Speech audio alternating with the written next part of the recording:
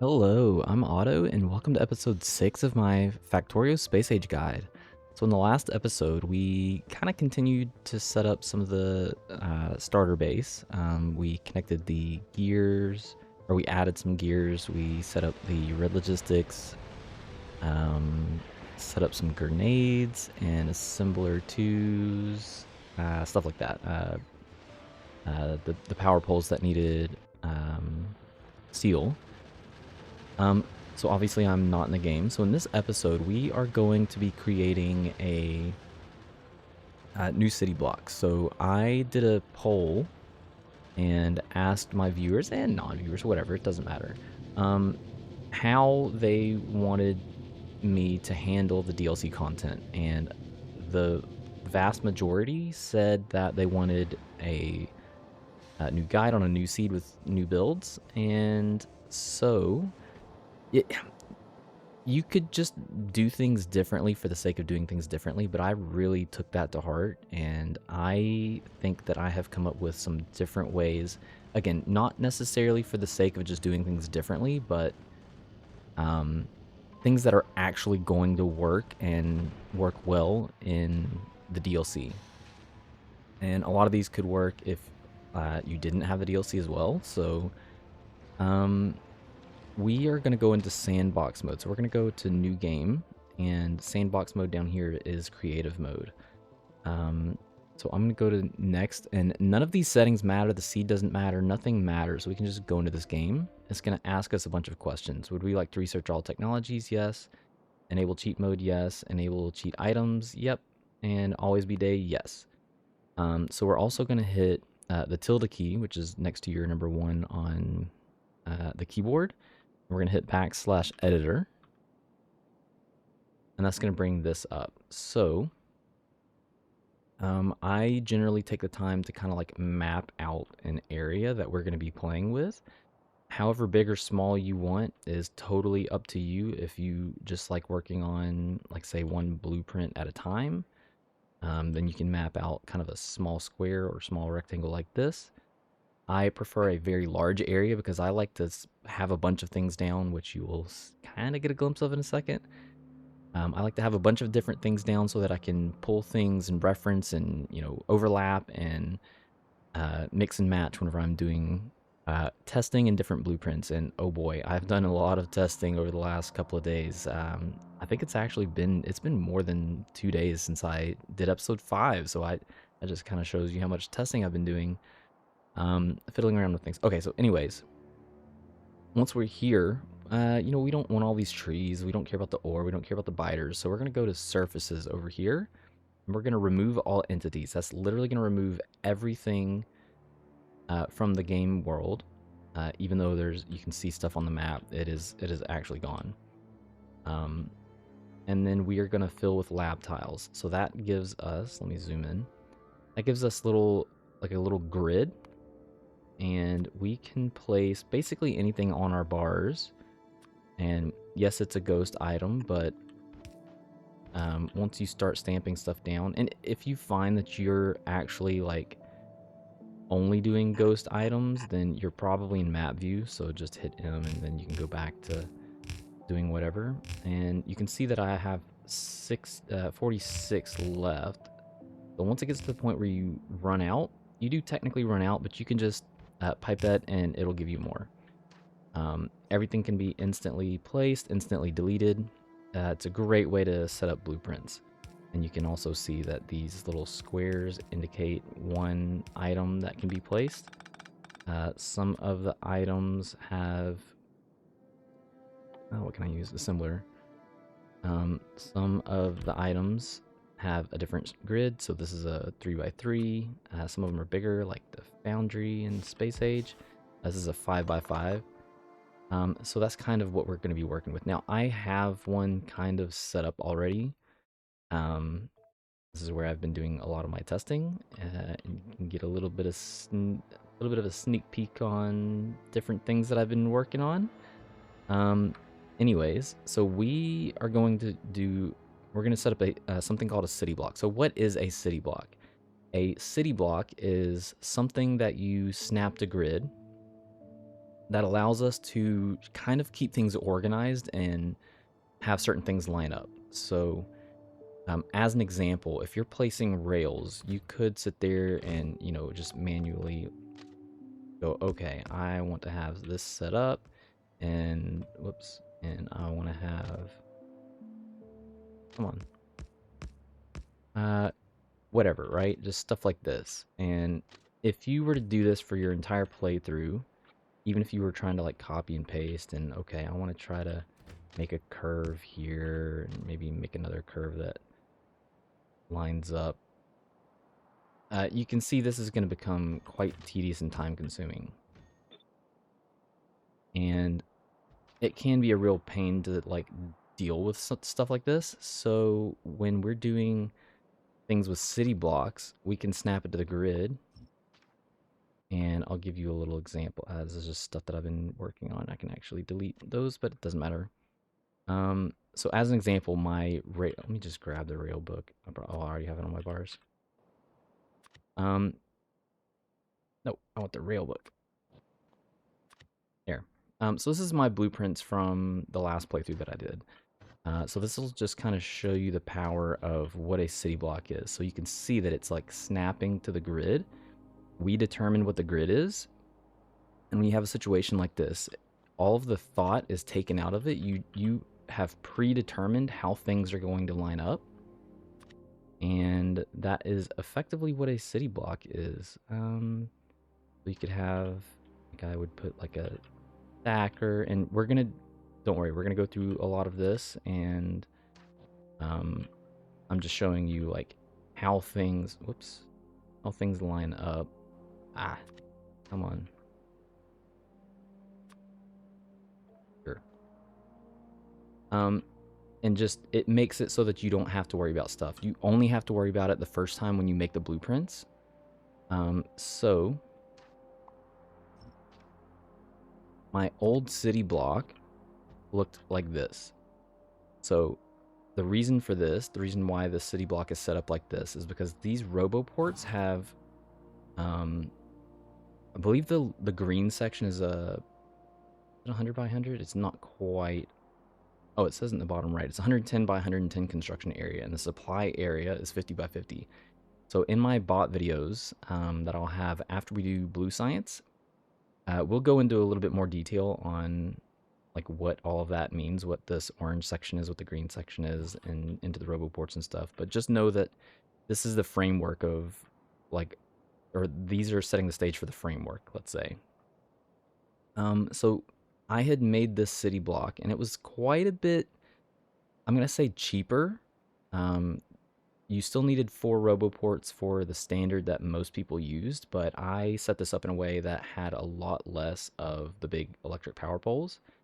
And whenever I made these, I did mention, like, you don't even need these the corners. Like, this city block would work just fine without it. But again, it just allows you to stamp it down and you are good to go. Yeah, you can kind of see here, like, we did not need the corners, but whatever. Anyways, so when I started thinking about, okay, well, what would a city block look like for Space Age? One thing that you have to factor in is Nauvis is probably one of the best places for really big builds and big blueprints. A lot of the other planets, the new planets with Space Age, are, I'm not going to say completely compact, but some of them you definitely have a lot more limited space. Fulgora, you have a lot limited space. Aquillo is, I'm not going to say limited space, but it's resource intensive to build on. You'll see that in the future. And some of them are kind of space limited, like Volcanus, but not really. But I like it's still better to build kind of like small and compact on Volcanus. And same with Gleba. Like generally, and you don't need a lot on Gleba anyways, just enough to. We don't like Gleba, let's just put it that way. So, I needed something that would work with both the vastness of the space that we generally use on Nauvis, but also compact enough that I can use it on tight spaces like we will see on Fulgora. So I started trying to figure out, okay, well, what can I do? Maybe instead of having a city block that comes out to the corners for the power poles, maybe I would set it up so that the 4x4 grid was the determining factor. So just the roboports would be the exterior. And then I tried to figure out, okay, well, is there anything that I can do in here? Maybe I can use the big power poles, um, set them up in a way, but they have to give power to uh, the roboports. So even like at their full length, it would still be some weird, awkward something like this. And then maybe you did something in the middle. And so you can kind of, whoops, you can kind of see. No, come on. Copy all three. Rotate, rotate. And that kind of shows that it's centered. So you can kind of see how something like this would be a little awkward. Because it's like, I don't really need this stretch for the big power poles. This is kind of, this is the same basic parameters. I mean, not really. My power poles were on the other side, but this, so it's a little bit more restricting on space. And this was probably the closest runner-up outside of what we're using. And it's really not that big. So I wanted to have something that worked with, like I said, the other planets. And so I was thinking about using something, thinking about using something like the substations. But the problem with the substations are they're like a, not quite mid-game, because once you get Space Age, I guess all of Nauvis is basically early game now. Instead of having it segmented from like early game Novice, mid game Novice, and late game Novice, you just kind of, early game is just Novice. So I was like really struggling with this for a bit, and then I thought about it. I was like, what if I just take the full length of these, the big electric power poles, and just set something up so that the roboports work with this. This is small enough. This is a 32 by 32 grid because that's the length of the power poles. I'm like, okay, so can I make this work? And so then I thought about it. I was like, well, what if I put roboports really close together? Now, it's not necessarily a terrible thing to have these overlap so closely. And the reason why is because you do a lot of things with bots in Space Age, and the bots are way better. They end up being a lot faster. They can carry a lot more. So it's, I started playing with this idea, and ultimately this is actually what I decided on.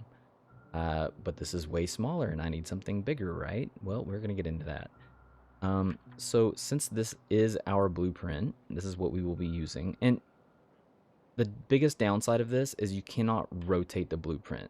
So if you were to flip it, whatever direction you orient the big electric power poles is the direction that they need to stay. I kind of just decided on this one. Initially, I was going to grow our bus down in the world that we're using. I have since changed my mind, and I'm still leaving it like this. This is going to work out. This is still more space than what I'm used to having, so this is going to be great. And you will see in a bit how I make this work. But anyways, let's so Control C and copy this. We're gonna press B and open our blueprints and just put it down. We're gonna right click on the blueprint, which brings up all of the items. You have extra stuff in here, like let's say that I had something in the blueprint that I didn't want. You can right click to remove it, so like this, or you can left click to add them back. But over here, we're going to snap to grid. So this is going to give us like specific parameters based on the dimensions that it detects and where we are on current map. So we're going to have an absolute grid position, and we're going to have 0, 0, X and Y axis. That's going to line us up with whatever the center of the map is. Your starting point is 0, 0, and that's wherever you, basically where your ship crashed. So because the power towers are 32 length, we are going to snap this to a 32 width and height, but we don't want it centered here. We want this actually centered on the roboports. You can pull this, you can hold shift and grab this flag and pull it down to center it on the roboports. which will end up giving us a 2-2 for the grid position. Okay, so that is our blueprint, and now you can see that we can just take this and stamp it down. But like I said earlier, I also wanted to have something that was going to work with Nauvis. So I ultimately decided that this will be a bigger variation. So we're going to have two variations of the city block. We're going to have one that we use on Nauvis, and if we just need to plaster a bunch of them down at once, and one that we will have that is smaller that we can use on places like Volcanus and uh, Fulgora and Aquillo. So we're also going to take a blueprint of this, and we're going to add that to our blueprints. B to open your blueprints, and then we're going to right click this, and because this is effectively 3 times wider and 3 times taller, we're going to snap the grid, line this up to 0, 0. This is going to change the width. So this is going to be a 96 and 96, which, if you're familiar with my last city block, we lined it to 100 by 100. So this is actually really close. Quite a bit more expensive, though, because we're going from having 4 roboports in that city block to now we have 16 here. They will overlap, so let's just say on average something like maybe 9 versus the 4. So it is a bit more expensive, and we're going to line that by 2 and 2, so we're going to save that. So now, oops, now we have a city block that we can stamp down that's much larger, and we have a small city block that will also align with that. And this is our city block. This is what we are going to be using for the rest of the game. And like I said, I've done a lot of testing with this, and it really seems like it's going to work. Like I'm not going to get into too much, but let's talk about how this is going to start affecting us in the near future. So I set the grid up over here. This is the same grid, as you can see. And I was like, okay, so how are we going to set up a bus base? I prefer a bus base. So I was thinking, you know what? Maybe if we did 8 wide, we could have this squeeze in. And again, I was initially thinking that we were going to have a bus go up and down. I've since changed my mind once I did some more testing. So I started mapping this out. These are 8 wide, this is 8 wide, this is 8 wide. The fluids are 6, you really don't need more than these, and actually if you wanted to do something different, which I'll show in a second, and you wanted just 4, you would omit these 2. So this would give us extra space for things like we could do concrete, reinforced concrete. That's kind of a waste of a bus space, but at the end of the day, like, we're going to have extra space if we're doing 8 wide versus what I'm used to, which is either 4 wide or 6 wide. So an extra coal, extra plastic. You could do like an extra sulfur. I have an idea on some of that as well. Electric motors are something that's very controversial. Not controversial. Nobody's argued with me about this. Let's just put it that way. But nobody else does it. And we are actually going to end up. It's not going to be here, but we are going to. For the first time ever, I'm going to actually try putting gears on the bus.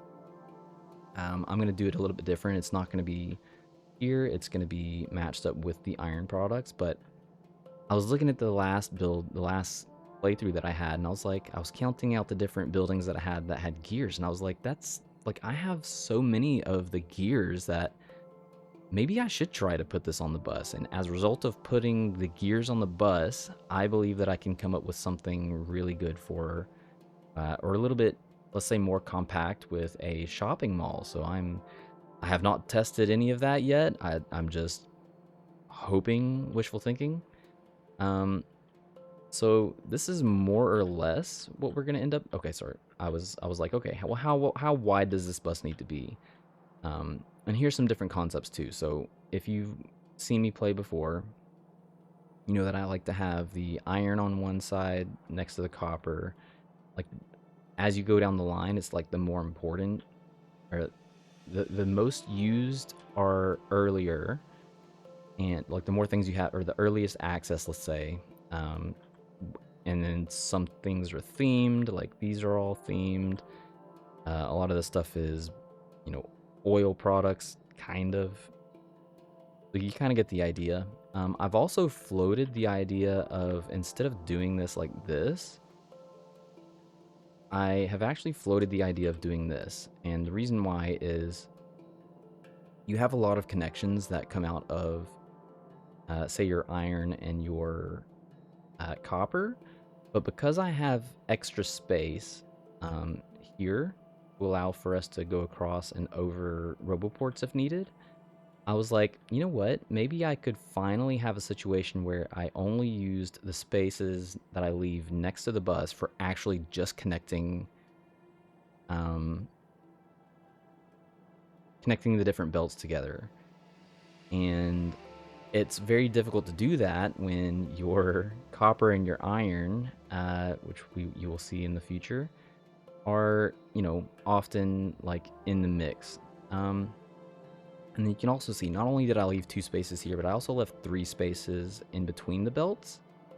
That's something that I've dabbled with in the past. You know, the only reason I'm doing it here is just because it lines up better, or not better, it just lines up with the city block that we're using. But in this case, you can see that I had this, the 8 wide, right next to the RoboPort, 2 spaces right next to the RoboPort. So that's kind of what I was just doing. I was just mapping out, how is this going to function, how is this going to work. So let's say you didn't want to do 8 wide, you didn't want to do 6 wide. Well, this also works with 4 wide. So this is kind of more or less, I was just, again, playing around with ideas, trying to keep things themed. I have a couple of extra slots if you know, wanted something different. These are all liquids, don't mind the belts. And you can see that what I had up top matches what I have here. These are the most important things to have on a bus, if at all, for the liquids. And I was trying to keep things, you know, kind of together, like, anyways. And that was after I thought about the idea of, maybe I want to try having the important stuff in the middle rather than on the outside edges. So anyways, let's get back into the game because we're going to see how this works with our current setup. So we're back in the game. We've got our grenades crafted. Oh, very slowly. Let's, you... Is that the main limiting factor? Is just that you needed a fast inserter? Okay. So, do I have a car? I do have a car. Awesome.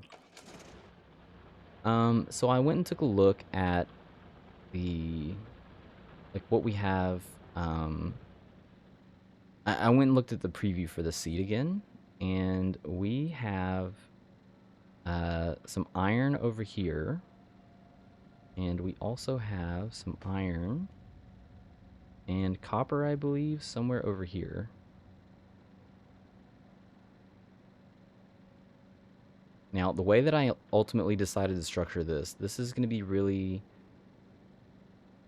It might bite us in the butt later, but my idea is that we're going to have the bus start over here with the smelting, which is kind of going to be a problem early on because these biter packs are pretty large, and the larger, or the further away you get, the larger they become. So this could be a problem for us later, but I'm wanting to start the bus here, or at least start the smelting here and have the bus come down through here. So we can actually take our blueprint and start to kind of map out what that looks like. So that would be something like here and, oops, and here. So our smelting would start somewhere over here, and that's, again, that's going to be kind of weird because our bus is going to end up going this way, but I was like, you know what, it kind of centralizes the starter base, so anytime we need supplies, we're not, like, you know, constantly running farther away from the bus. Like if I had gone down this way, the more builds we had, the farther away we would be getting from the starter base. At least in this section, we're going to have a large bus here, so it kind of helps us um, stay within the starter base. Another thing that I'm going to be doing, and this is not something that I've ever tried before, but I've wanted to try it, and I wanted to see how like good or bad it is. We're going to be mostly putting things on one side of the bus. We are not going to be alternating different things on the bus like I've done in the past. There will be some exceptions. So we're going to have the bus, like I said, we're going to have the bus run somewhere like here. Bus is going to run like right here. Most of the builds are going to be on the top side of the bus, which is going to completely throw me off. I'm so used to working with iron on the bottom, but we're going to put iron on the top. So the bus will be here, more or less, and everything will be on. All the builds will be on top of the bus, except for I think I'm not 100% sure and or 100% decided on it yet, but I think anything that involves a rocket is going to be on the bottom. So the rocket silos, the um, processing units or blue circuits, the lower density structure or LDS, and the rocket fuel, I think, is largely going to be on the bottom. Also, because we are going to have everything on top, that's going to be a really awkward situation for sciences. And I kind of want sciences to be. I want sciences to kind of be near where we're going to end up having a shopping mall and near where we're going to have the rockets. So the rockets are going to be closer to the shopping mall. The research is going to be closer to the shopping mall, and a lot of that has to do with just the nature of how things work in the DLC. So yes, so in the coming episodes, we will. Whoops. In the coming episodes, we will start to kind of work out how the bus is going to be set up here. I think it's going to occupy largely these two city blocks here, I think. Because I also did some testing on the smelters, so I like mapped out in a city block like how far back the smelters would go. So anyways, I am going to continue recording. But that is largely the end of the episode. I've said before that I like to show my work. So I like as you can see, there's a lot of trees in the way, and I am going to start the process of clearing out some trees. So um, I am going to end it there, and hopefully we're getting. I really should have made two of these. Hold on, let's beef this up.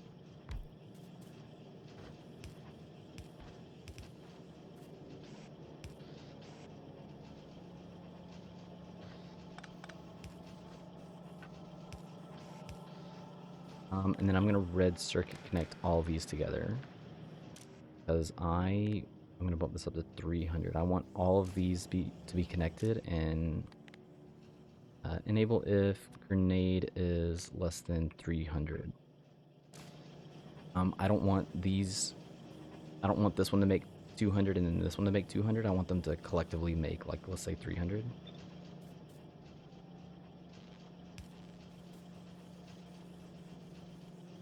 I could do another one. Nah, I'm not gonna. I maybe. I really want these grenades.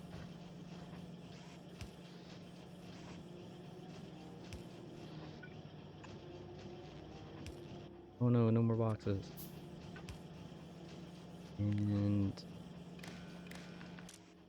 same thing. Grenades less than 300. Go.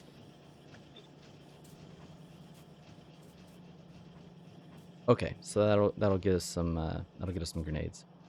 Anyways, I'm gonna end it there. Like I said, I'm going to continue recording.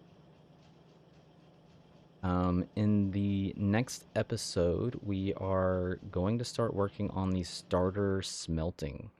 So I will hopefully have some stuff cleared out over here, and I'm not gonna worry about the biters just yet. We're gonna take out the biters in the next episode as well. Maybe some of the ones that are on the periphery. So um, yeah, we're gonna take out some stuff, take out some trees, take out some biters, and start working on setting up the smelters and kind of hammering out those ideas. Okay, so that is it for this episode. I will see you in the next episode, and thanks for watching.